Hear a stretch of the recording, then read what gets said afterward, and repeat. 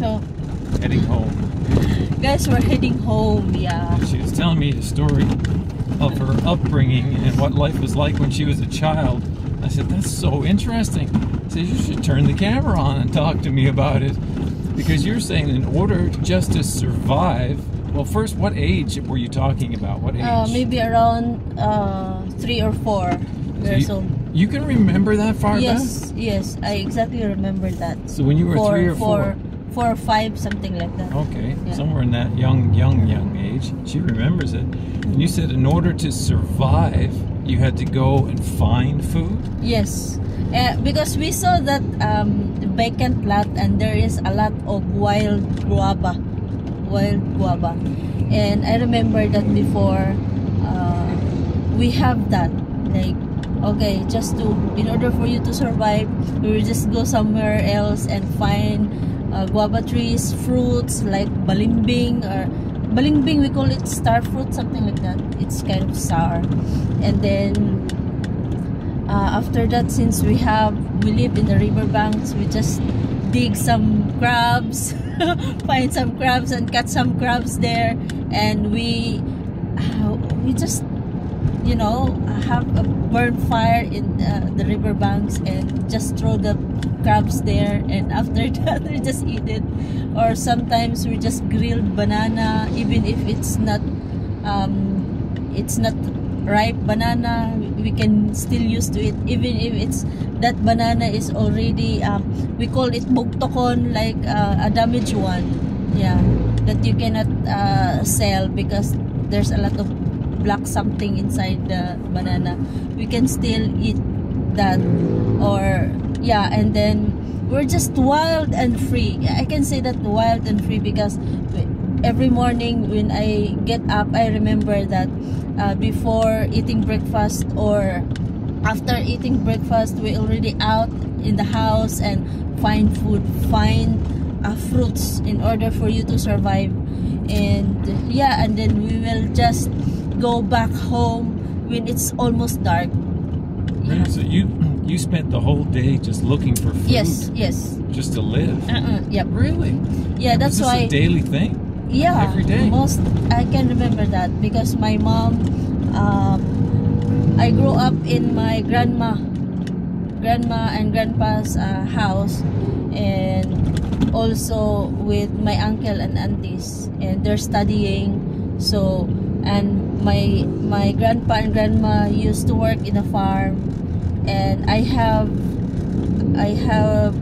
brothers and sister. My brother is next to me is a disabled one, and then the next one, our youngest during that time, is my sister, which is barely in Qatar.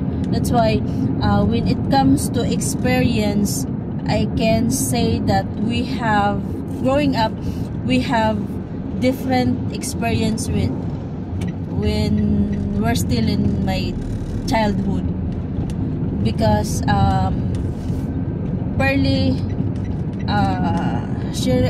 I remember that we transfer when we move here in Bukidnon. My sister is still maybe almost 2 years old. Yeah, and then I can still remember everything. Yeah. So you were somewhere around 5, right? Yes, maybe 4 or 5, something like that. So I grew up in the farm, and I still remember who is my playmates, even if I don't remember their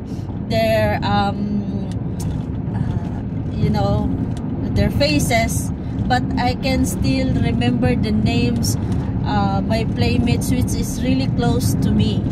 Yeah. Because there's a trending now that like the mayor in Bamban, that she grew up in the farm and she doesn't remember anything. But when I compare my life to her, I grew up in the farm also with yeah, it's like just wild and free, and then cut and pick up some, you know, wild fruits. There I still remember. So, yeah, that our main product there is banana. Did life noticeably get better when you moved to Bukidnon? Like, do you remember? I can say that it's more better when my mom decided to stop working in Cagayan de Oro and work from home. Yeah, because of course, even if she's still busy, at least she's there with us. Yeah.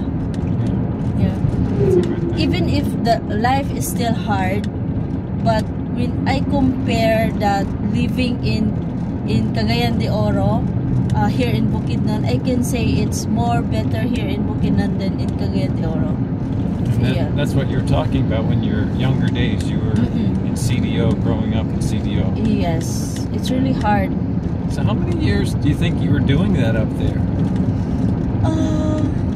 As what I remember, maybe around 2 years old, or maybe almost 2 years old, when Mom decided to go in Cagayan de Oro. So you're for about 3 years doing that. Yes. Yeah. Every day having to go look, like, was it like that every day for 3 years, trying to find your food? When I started, when you know how to walk and without supervision, your parents, your grandma, they don't care. Like, maybe they just care. Of course, they cannot take care of you 24 hours or 24 hours a day. No, they cannot follow you around, because I have a disabled brother, and I still have sister, which is 1 year old or less than 2 years old. Yeah. So I can go anywhere. I can go in our neighborhood, in our neighbor. Sometimes they give us food there, or most of the time no food. Yeah, so that's why I need to go and look for food, look for fruits.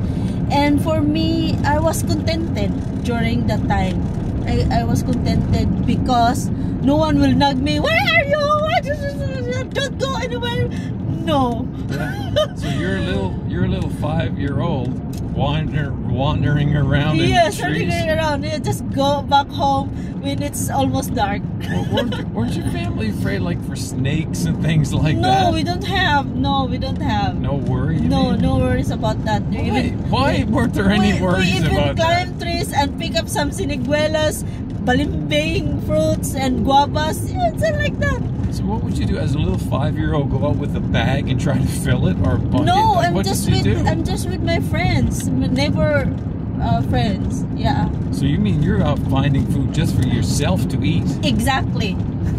I don't find food to eat just to bring home. No, they have foods there. I have my own food to survive. That's it.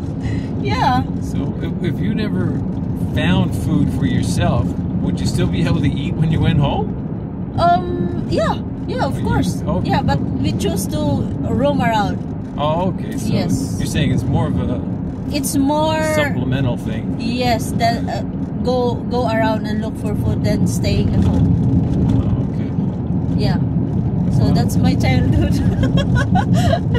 Like climbing trees, go hang out, and you know what, when you are in that certain age, you go with your friends and wandering around, you don't feel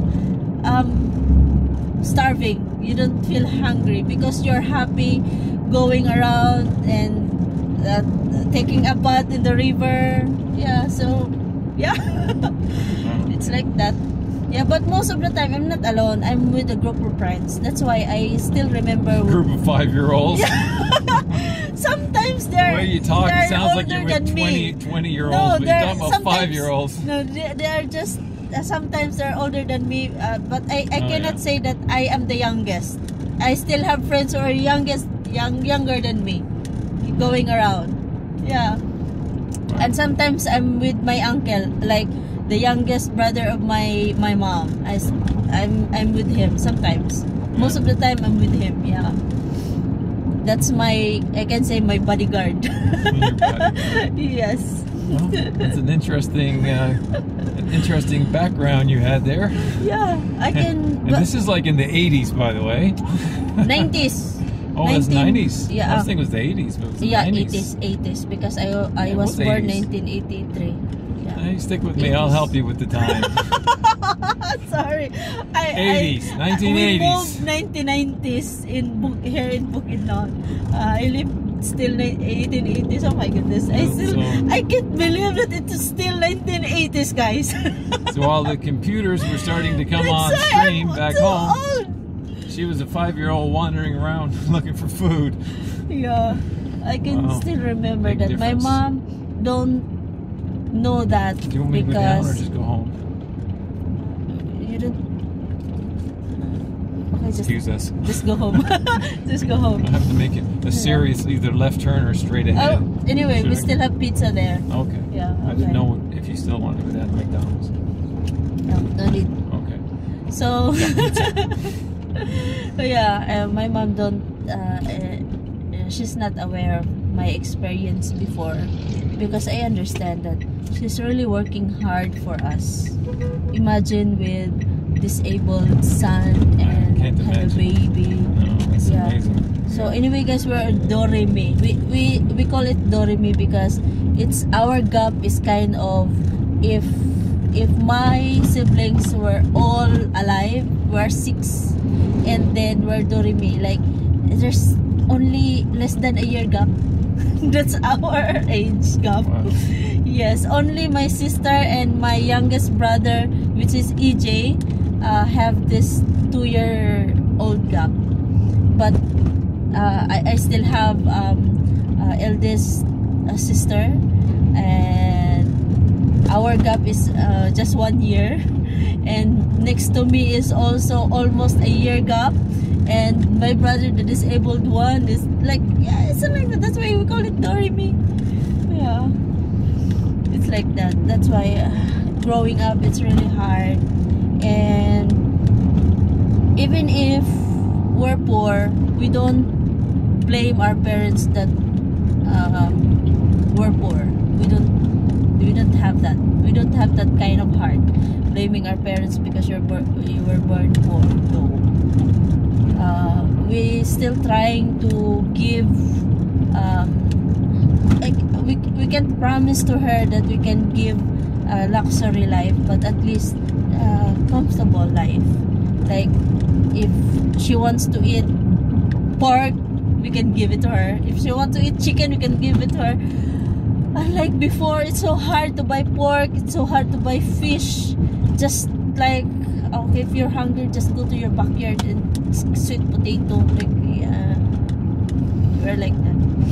Well, I found it very interesting hearing her background. So different than mine, of course. Oh my goodness. And this is, you know, it sounds like it was way back in the 1920s or something, you know, but this is 1980s. And this is her life, and she's still young, you know. Even now, she's just very young. That's the reason why I have only 1 kid. Wow. Because of that experience that I want to I don't want my children in the future will experience that hardship, because it's really hard. And even if you have a lot of relatives, no one will acknowledge you when you're poor. I'm sorry to say that, but that's the reality. What do you mean they won't acknowledge you when you're poor? What does that mean? Say we're relatives. No, even your relatives will not give you food during that time because they're also struggling. Oh, I see. Yeah, and even if you have relatives, still you can ask help from them, and we don't do that. We don't do that. Well, that ends another story from Filipina. Her background is amazing to me. I find it so interesting all the time. Because every time I share my experience, it's really he find it so amazing. Yeah, I've never experienced that. It's really so different. I mean, like I said, it just reminds me of like life back in the 1920s or something. You know, maybe his grandparents experienced that. Yeah, exactly. I hear little bits and pieces of that from my mom, you know, from her kind of thing. But wow, yeah. Well, that's it. Check out our other channels. They're found on beautifulbabylove.com. God bless everyone. Yeah, God bless you. I'm backing up, so excuse my head.